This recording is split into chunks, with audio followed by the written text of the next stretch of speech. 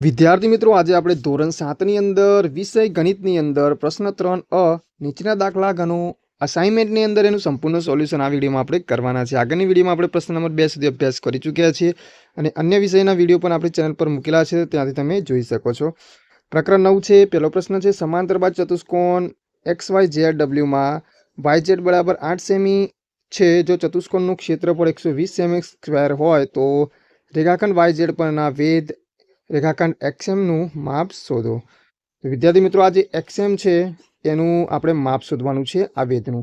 તો અહીંયા આપણે જો શું વસ્તુ આપેલી છે, લખી દઉં। ક્ષેત્રફળ આપણને આપેલું છે 120 સેમી, YZ આપણને આપેલા છે, YZ છે અહીંયા 8 સેમી આપેલું છે અને XM છે એ આપણે શોધવાનું છે। XM છે વેધ છે।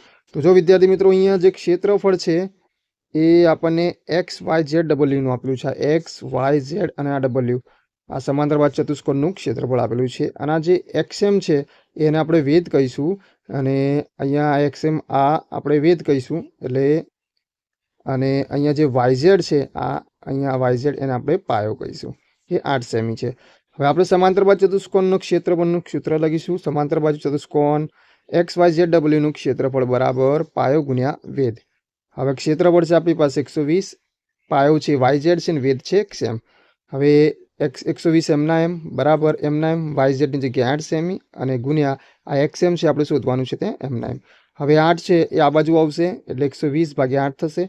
120 ભાગ્યા 8 થશે એટલે 8 વડે આપણે 120 ને ભાગીશું અહીંયા એટલે આપણને મળશે 15। 15 અઠ્ઠા 120 એટલે XM છે એ આપણને 15 સેમી મળી જશે। એના પછી પ્રશ્ન નંબર 2 છે। એમાં જે સમાંતર બાજુ ચતુષ્કોણ LOVE માં VE બરાબર 16 સેમી અને રેખાખંડ VE પરનો વેધ LA બરાબર 12 સેમી છે। જો રેખાખંડ OV પરનો વેધ LB બરાબર 15 સેમી હોય તો રેખાખંડ OV બાજુનું માપ શોધો। તો વિદ્યાર્થી મિત્રો, અહીંયા જો આપણી પાસે જોઈએ તો અહીંયા EV છે આપણી પાસે પાયો છે, EV છે આપણે એને પાયો ગણીશું તો એ 16 સેમી છે અને LA છે એ વેધ છે 12 સેમી આપણને આપેલું છે। જ્યારે આ બાજુ જોઈએ તો OV છે, અહીંયાથી આ O અને આ V છે એ આટલો ભાગ પાયો થશે જે આપણે શોધવાનું છે અને LB છે અહીંયાથી આ વેધ છે 15 સેમી છે। તો આપણે સમાંતર બાજુ ચતુષ્કોણનું ક્ષેત્રફળનું સૂત્ર લખ્યું। સમાંતર બાજુ ચતુષ્કોણ LOV નું ક્ષેત્રફળ બરાબર પાયો ગુણ્યા વેધ। તો અહીંયા આપણને પાયો કેટલો આપેલો છે, તો અહીંયા આપણે જો શોધવાનું શું છે તો અહીંયા સૌથી પહેલાં આપણે ક્ષેત્રફળ શોધીશું। તો ક્ષેત્રફળ અહીંયા આપણને આપેલું નથી એટલે આપણે શું કરીશું, અહીંયા જો અહીંયા પાયો આપણને આપેલો છે આ EV અને આ LA આ બંનેનું માપ આપણને આપેલું છે એટલે આના ઉપરથી આપણે ક્ષેત્રફળ શોધીશું। તો પાયો ગુણ્યા વેધ કરીશું, EV ગુણ્યા LA કરીશું। તો EV એટલે પાયો 16 છે અને LA એ વેધ છે 12 સેમી, બંનેનો ગુણાકાર કરીએ 16 ગુણ્યા 12 એટલે 192 સેમી સ્ક્વેર આવશે। એટલે આ જે સમાંતર બાજુ ચતુષ્કોણ છે એનું ક્ષેત્રફળ આપણને મળી ગયું। હવે ક્ષેત્રફળ આપણને મળી ગયું એટલે હવે આપણે આ વસ્તુ શોધીશું। OV જે શોધવાનું છે તો આપણે શું લેવાનું, હવે પાયાની જગ્યાએ OV લઈશું અને વેધની જગ્યાએ LB લઈશું અને ક્ષેત્રફળ આપણને મળી ગયું છે। તો આ રીતે આપણે લખીશું સમાંતર બાજુ ચતુષ્કોણ LOV નું ક્ષેત્રફળ બરાબર પાયો ગુણ્યા વેધ। તો ક્ષેત્રફળ આપણને મળી જશે 192, તો અહીંયા 192 લખીશું। OV છે પાયો આપણે શોધવાનું છે તો આપણે એમને એમ લખીશું અને આ વેધ પણ અત્યારે એમને એમ લખીશું। હવે એની કિંમત મૂકી દે 192 એમના એમ, OV ની જગ્યાએ આપણે શોધવાનું છે એટલે OV એમના એમ, LB ની જગ્યાએ 15 મૂકીશું। 15 આ બાજુ આવશે એટલે 192 ભાગ્યા 15 થશે અને બરાબર OV। હવે 15 વડે 192 ભાગ્યા એટલે 12.8 એટલે OV બરાબર 12.8 સેમી આપણો જવાબ આવશે। હવે ત્રીજા નંબરનું જે સમાંતર બાજુ ચતુષ્કોણ ABCD માં BC બરાબર 8 સેમી અને રેખાખંડ BC પરનો વેધ AM બરાબર 18 સેમી છે। જો CD બરાબર 16 સેમી હોય તો રેખાખંડ CD પરનો વેધ AN શોધો। તો અહીંયા આપણે જોઈએ તો BC આપણને પાયો 8 સેમી આપેલું છે, AM વેધ 18 સેમી આપેલું છે। હવે CD પાયો અને 16 સેમી અને AN વેધ છે એ આપણે પ્રશ્નાર્થ ચિહ્ન કરીશું। તો અહીંયા પણ આપણે સૌથી પહેલા આનું ક્ષેત્રફળ શોધીશું બરાબર। ચતુષ્કોણ ABCD નું ક્ષેત્રફળ શોધીશું તો આના ઉપરથી શોધીશું કારણ કે અહીંયા પાયો પણ આપેલો છે ને વેધ પણ આપેલો છે એટલે આના ઉપરથી આપણે શોધીશું અને એના પછી ક્ષેત્રફળ શોધ્યા પછી આપણે આ વસ્તુ લઈશું, પાયો અને વેધ આ લઈશું અને એના ઉપરથી આપણે આ વેધ શોધી નાખીશું। તો સમાંતર બાજુ ચતુષ્કોણનું ABCD નું ક્ષેત્રફળ પાયો ગુણ્યા વેધ। તો અહીંયા પાયો અને વેધ આપણે શું લઈશું, આપણે વાત કરીએ પ્રમાણે આ બંને વસ્તુ લઈશું, BC અને AM લઈશું એટલે 8 અને 18 લઈશું આપણે એટલે અહીંયા BC ગુણ્યા AM થશે એટલે 8 ગુણ્યા 18 મૂકી દઈશું એટલે ક્ષેત્રફળ મળશે આપણને 144 સેન્ટીમીટર સ્ક્વેર। હવે આપણે સમાંતર બાજુ ચતુષ્કોણનું ABCD નું ક્ષેત્રફળ બરાબર પાયો ગુણ્યા વેધ ફરીથી સૂત્ર લખીશું। હવે આપણને ક્ષેત્રફળ મળી ગયું છે 144 અને પાયો અને વેધ આપણે શું લઈશું, હવે આપણે શોધવાનું શું છે, અહીંયા AN શોધવાનું છે એટલે CD પાયો લઈશું અને AN વેધ લઈશું। તે પ્રમાણે આપણે લખી દઈશું CD ગુણ્યા AN તો સીડીની જગ્યાએ 16 અને એનની જગ્યાએ એન લખીશું. આ 144 એમના એમ. હવે આ 16 આ બાજુ આવશે એટલે 144ના છેદમાં આવશે 16 એટલે 144 ભાગ્યા 16 થશે. 16 વડે 144 ભાગ્યા એટલે એન, તો એન બરાબર 9 સેમી આપણો જવાબ આવશે.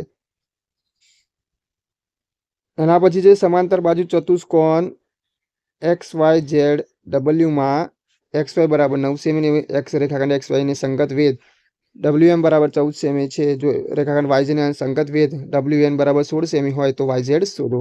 તો અહીંયા પણ એ જ રીતે આપણે આ બંને વસ્તુ લખી દીધું. એક્સ વાય પાયો બરાબર આપણને 9 સેમી આપેલું છે, ડબલ્યુએમ વેધ બરાબર 14 સેમી, પછી આ બાજુ વાયઝેડ બરાબર પાયો શોધવાનું છે, ડબલ્યુએન વેધ બરાબર 6 સેમી. તો આગળ આપણે ગણે એ રીતે દાખલો કરવાનું છે. તો અહીંયા આપણે શું લખીશું? સમાંતર બાજુ ચતુષ્કોણ એક્સ વાય ઝેડનું ક્ષેત્રફળ બરાબર પાયો ગુણ્યા વેધ એક્સ વાય ગુણ્યા ડબલ્યુએન 9 ગુણ્યા 14 એટલે 126 આપણો ક્ષેત્રફળ મળી જશે. હવે આપણે શોધવાનું શું છે? અહીંયા પાયો. તો આ વસ્તુ આપણે લઈશું હવે. તો સમાંતર બાજુ ચતુષ્કોણ એક્સ વાય ઝેડનું ક્ષેત્રફળ બરાબર પાયો ગુણ્યા વેધ ક્ષેત્રફળ આપણને મળી ગયું છે 126 બરાબર પાયો આપણી પાસે આવશે અહીંયા આ વાય ઝેડ અને વેધ આવશે આ ડબલ્યુએન. હવે કિંમત મૂકી દઈએ 126 એમના એમ બરાબર વાય ઝેડ એમના એમ અને ડબલ્યુએન ની જગ્યાએ 6. હવે 126 ભાગ્યા 6 કરીશું બરાબર વાય ઝેડ. હવે 126 ને 6 વડે ભાગીએ એટલે વાય ઝેડ બરાબર 21 સેમી આપણો જવાબ આવશે. હવે પ્રશ્ન 2 છે, એમાં છે ત્રિકોણ એબીસી નું ક્ષેત્રફળ 90 સેમી સ્ક્વેર છે. જો એબીસી બરાબર 15 સેમી હોય તો વેધ એમ શોધો. તો અહીંયા એબીસી અને આ વેધ છે એમ, હવે ક્ષેત્રફળ છે 90 સેન્ટીમીટર. ત્રિકોણનું ક્ષેત્રફળનું સૂત્ર લખ્યું. ત્રિકોણનું ક્ષેત્રફળ બરાબર 1/2 ગુણ્યા પાયો ગુણ્યા વેધ. તો ક્ષેત્રફળ છે 90, પાયો આપણી પાસે માફ કરજો 1/2 એમના એમ, પાયો છે આપણી પાસે અહીંયા 15 છે બીસી પાયો અને વેધ છે આપણે આ એમ શોધવાનું છે. તો આપણે વેધ એમને એમ લખીશું. હવે છેદ ઉડાડી દઈએ આપણે. તો જો અહીંયા 90 પછી આ બાજુ આ જે ગુણ્યા 15 છે અહીંયા છેદમાં આવી જશે અને આ 2 છે એ ઉપર અંશમાં આવી જશે. તો અહીંયા આપણે હવે છેદ ઉડાડીએ એટલે આપણને છેદ ઉડાડીશું એટલે અહીંયા આપણને મળશે અહીંયા 15 છંગ અહીંયા 90 આવશે અને અહીંયા 6 દુ 12 થશે એટલે આપણો જવાબ આવશે 12 આવશે. તો વિદ્યાર્થી મિત્રો અહીંયા બીજી રીતે ગણ્યું છે. આપણે સિમ્પલ રીતે ગણીએ તો શું કરીશું? 90 અહીંયા છેદમાં 15 મૂકીશું અને આ બાજુ ઉપર ગુણ્યા 2 કરીશું એટલે સીધા છેદ ઉડાડીશું તો 15 છંગ 90 6 દુ 12 12 આપણો જવાબ આવી જશે. એના પછી ત્રિકોણ એક્સ વાય ઝેડ નું ક્ષેત્રફળ 150 સેમી સ્ક્વેર છે. જો એક્સ ઝેડ બરાબર 20 સેમી હોય તો વેધ વાય એમ શોધો. ક્ષેત્રફળ 150 છે, અહીંયા વેધ છે વાય એમ અને એક્સ ઝેડ છે વેધ પાયો છે 20 સેમી છે. ત્રિકોણનું ક્ષેત્રફળ બરાબર 1/2 ગુણ્યા પાયો ગુણ્યા વેધ. કિંમત મૂકી દઈએ. ક્ષેત્રફળ 150, 1/2 એમના એમ, પાયો છે એક્સ ઝેડ અને વાય એમ વેધ. કિંમત મૂકી દઈએ 150 એમના 1/2 એમના એક્સ ઝેડની જગ્યાએ 20 અને વાય એમ આપણે શોધવાના છે. 20 આ બાજુ આવશે, કાં તો આપણે અહીંયા શું કરીએ છેદ ઉડાડી દઈએ પહેલાં. સૌથી પહેલાં તો જો આ 2 વડે આ 20 ને ભાગે એટલે 10 આવશે. તો 10 છે તો અહીંયા છેદમાં આવી જશે 150 ભાગ્યા 10 બરાબર વાય. હવે અહીંયા 100 ને 100 જતા રહેશે એટલે ઉપર 15 વધશે તો વેધ બરાબર 15 આવશે. હવે ત્રિકોણ પિક્યાનું ક્ષેત્રફળ 120 સેમી સ્ક્વેર છે. જો પિક બરાબર 16 સેમી હોય તો વેધ આરએન શોધો. તો ત્રિકોણનું ક્ષેત્રફળ બરાબર 1/2 ગુણ્યા પાયો ગુણ્યા વેધ. ક્ષેત્રફળ આપેલું છે 120, 1/2 એમના એમ, પાયો પીક્યુએન અને આરએન એમના એમ. હવે અહીંયા છેદ ઉડતો ઉડાડી દઈએ. જો 2 વડે આપણે 16 ને ભાગી શકીએ તો 2 8 16 તો 8 આવી ગયા. હવે 8 આ બાજુ આવશે એટલે અહીંયા 120 ના છેદમાં આવશે તો 120 ભાગ્યા 8 અને આરએન એમના એમ. હવે 120 ને 8 વડે ભાગે એટલે 15 તો આરએન બરાબર 15 સેમી. એના પછી ચોથો દાખલો છે ત્રિકોણ ડીએફ નું ક્ષેત્રફળ 68 સેમી સ્ક્વેર છે. જો વેધ ડીએમ બરાબર 8.5 સેમી હોય તો પાયો ઈએફ શોધો. તો અહીંયા પણ ત્રિકોણનું ક્ષેત્રફળ બરાબર 1/2 ગુણ્યા પાયો ગુણ્યા વેધ. ત્રિકોણનું ક્ષેત્રફળ 68 બરાબર 1/2 ગુણ્યા પાયાની જગ્યાએ ઈએફ અને વેધની જગ્યાએ ડીએમ. હવે 68 એમના એમ, 1/2 એમના એમ, ઈએફ શોધવાનું છે એટલે એમના એમ, ડીએમ 8.5. હવે અહીંયા છેદ ઉડતો હોય તો ઉડાડવાનું, ના ઉડતો હોય તો આપણે શું કરીશું? અહીંયા 2 છે આ બાજુ આવશે એટલે ઉપર 68 ગુણ્યા 2 અને 8.5 છે એની જગ્યાએ શું થઈ જશે? 85 ભાગ્યા 10 થઈ જશે. પોઈન્ટ કાઢી મૂક્યું એટલે 85 ભાગ્યા 10 પોઈન્ટ આપણે દૂર કરી દીધું એટલે 85 ભાગ્યા 10. હવે આ 85 ભાગ્યા 10 ને આપણે આ બાજુ લઈ જઈએ તો શું થાય? અથવા તો આપણે શું કરીશું? અહીંયા આપણે ઈએફ આગળ લઈ લઈએ અને આ 85 ભાગ્યા 10 ના બાજુ લઈએ એટલે શું? 85 છેદમાં આવી જશે અને આ 10 છેદમાં છે એ ઉપર અંશમાં આવી જશે એટલે 68 ગુણ્યા 2 ગુણ્યા 10 એની છેદમાં 85. હવે છેદ ઉડાડી દઈએ આપણે. તો અહીંયા જુઓ તો ભાગ પાડીએ છીએ આપણે એટલે છેલ્લે આપણી પાસે વધે છે 4 ગુણ્યા 2 ગુણ્યા 2 એટલે 16 જવાબ આવશે. 4 દુ 8 8 દુ 16. તો આ બધાનું છેદ ઉડાડીશું એટલે આપણો જવાબ આવી જશે. અહીંયા જો 10 ના ભાગ પડે તો 2 × 5 = 10. હવે 5 વડે આપણે આને ભાગી દઈએ બરાબર. તો આને 5 વડે ભાગી દઈએ એટલે 17 આવશે. 17 પંચું 85 એટલે 17 પંચું 85, 17 ચોક 68 એટલે અહીંયા આવશે 4 અને અહીંયા વધશે 2. 4 દુ 8 અને 8 દુ 16. એ રીતે આપણે ભાગ પાડીને અહીંયા બરાબર 16 સેમી આપણને મળી જશે. પછી એક માળી 21 મીટર વ્યાસવાળા બાગને ફરતેથી બાંધ કરવા માંગે છે. જો તે દોરડાને બાગ ફરતે 2 વાર ફેરવા માંગતો હોય તો દોરડાની લંબાઈ શોધો. જો દોરડાની કિંમત 1 મીટરના ₹4 હોય તો જરૂરી દોરડાની કિંમત શોધો. અહીંયા પાઈ બરાબર આપણે 22/7 લેવાનું છે. તો વર્તુળનો પરિઘ બરાબર પાઈ ડી 22/7 × 21 કરીશું એટલે 66 મીટર આવશે. વર્તુળનો પરિઘ પછી દોરડાની લંબાઈ 66 × 2 કરીશું એટલે 132 મીટર. હવે 1 મીટર દોરડું ₹4 થાય. 1 મીટર દોરડાની કિંમત ₹4 તો 132 મીટર દોરડાની કિંમત કેટલી? તો 132 × 4 કરીશું એટલે ₹528 થશે. એના પછી 1.5 મીટર વ્યાસવાળા વર્તુળાકાર ટેબલ ક્લોથની કિનારી પર રમા લેસ મૂકવા માંગે છે. જરૂરી લેસની લંબાઈ શોધો અને જો 1 મીટર લેસના ₹15 હોય તો તેની કિંમત પણ શોધો. તો પાઈ બરાબર 3.14 લેવાના છે. વર્તુળનો પરિઘ પાઈ ડી બરાબર 314/100 × 5/10 એટલે અહીંયા આપણે આનો ગુણાકાર કરી દઈએ તો વિદ્યાર્થી મિત્રો અહીંયા 314 × 5 કરીએ એટલે 4710 અને 100 × 10 કરીએ એટલે 1000 આવશે. હવે છેદ ઉડાડી દઈએ એટલે 471/100 થશે એટલે 4.71 મીટર આપણો જવાબ આવશે.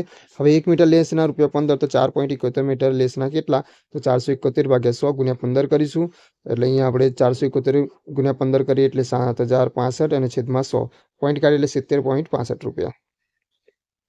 એના પછી છે ત્રીજું 10 સેમી ત્રિજ્યાવાળા વર્તુળાકાર કાગળમાંથી 4 સેમી ત્રિજ્યાનું વર્તુળાકાર કાગળ કાપી લેતા કેટલા ક્ષેત્રફળનો કાગળ બાકી રહે? મોટા વર્તુળની ત્રિજ્યા r બરાબર પાઈ r સ્ક્વેર બરાબર 10. નાના વર્તુળની ત્રિજ્યા r બરાબર પાઈ r સ્ક્વેર બરાબર 4.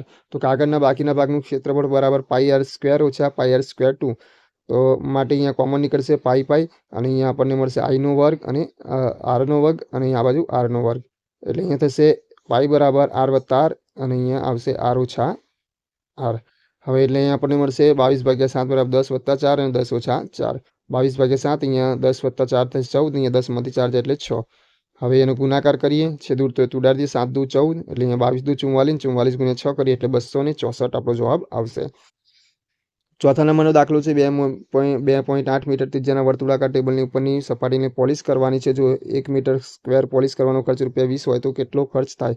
તો વર્તુળાકાર ટેબલનું ક્ષેત્રફળ પાઈ r સ્ક્વેર લખીશું 22/7 ગુણ્યા અહીંયા આપણે 28/10 ગુણ્યા 28/10 કરીશું કારણ કે r બરાબર આપણી પાસે 2.8 છે એટલે પોઈન્ટ દૂર કરીશું એટલે 28/10 થશે અને rનો વર્ગ છે એટલે 28/10 28/10 બે વખત કરીશું. હવે છેદ ઉડાડી દઈએ તો 7 ચોક 28. હવે ગુણાકાર કરી દઈએ તો 2464 અને છેદમાં 10 10 100 એટલે 100 આવશે. છેદ ઉડાડી દઈએ તો એ પોઈન્ટ દૂર કરીએ તો 24.64 સેમી સ્ક્વેર આવશે. 1 મીટર પોલિશ કરવાનો ખર્ચ આપણને આપેલો છે ₹20 તો 24.64 મીટર સ્ક્વેર પોલિશ કરવાનો ખર્ચ બરાબર 2464 × 20 કરીશું છેદમાં 100 એટલે આવશે 49 28/10 એટલે આપણો જવાબ આવશે અહીંયા 492.8.